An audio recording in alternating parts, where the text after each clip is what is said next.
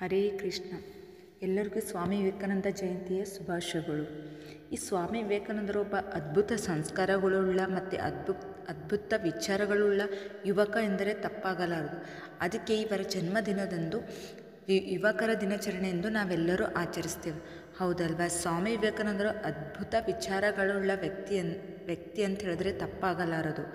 ಅವ್ರು ಯಾವ ರೀತಿ ಮಾತಾಡ್ತಾ ಇದ್ರು, ಅವ್ರ ಸಂಸ್ಕಾರ ಎಂಥದಂದರೆ, ಅವರು ಅಮೇರಿಕಾದಲ್ಲಿ ಭಾಷಣ ಮಾಡುವಾಗ ಶುರು ಮಾಡಿದ್ದೆ ನನ್ನ ಅಕ್ಕ ತಂಗಿಯರೇ, ನನ್ನ ಅಣ್ಣ ತಮ್ಮರೇ ಎನ್ನುವುದರ ಮೂಲಕ.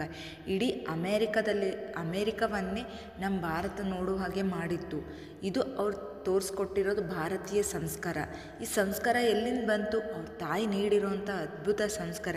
ಇದರಿಂದ ಇಡೀ ಅಮೇರಿಕನೇ ಭಾರತದೆಡೆಗೆ ನೋಡಿತ್ತು. ಅಂಥ ಆಂತರಿಕ ಸಂಸ್ಕಾರವನ್ನು ನಾವು ನಮ್ಮ ಮಕ್ಕಳಲ್ಲಿ ಬೆಳೆಸ್ಬೇಕು ಅಲ್ವಾ? ಈ ಸ್ವಾಮಿ ವಿವೇಕಾನಂದರು ಏನು ಬ್ರ್ಯಾಂಡೆಡ್ ಆಗಿರೋಂತಹ ಏನು ಬಟ್ಟೆ ಆಗಲಿ, ಕ್ರೀಮ್ ಆಗಲಿ, ಚಪ್ಪಲಾಗಿ ಧರಿಸಿದಿರಲ್ಲ. ಅವ್ರ ವ್ಯಕ್ತಿತ್ವ ಯಾವ ರೀತಿ ಇತ್ತಂದರೆ ಬ್ರ್ಯಾಂಡೆಡ್ ಆಗಿರೋವಂಥ ವಿಚಾರ ಧಾರಣೆಗಳು, ಮಾತುಗಳಿತ್ತು.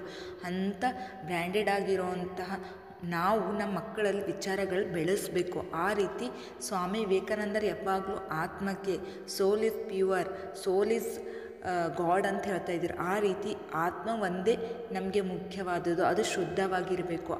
ಆ ಥರ ನಾವು ಮಕ್ಕಳಲ್ಲಿ ಆತ್ಮ ಶುದ್ಧವಾದಂತಹ ಒಂದು ಪರಿಕಲ್ಪನೆಯನ್ನು ಮೂಡಿಸ್ಬೇಕು.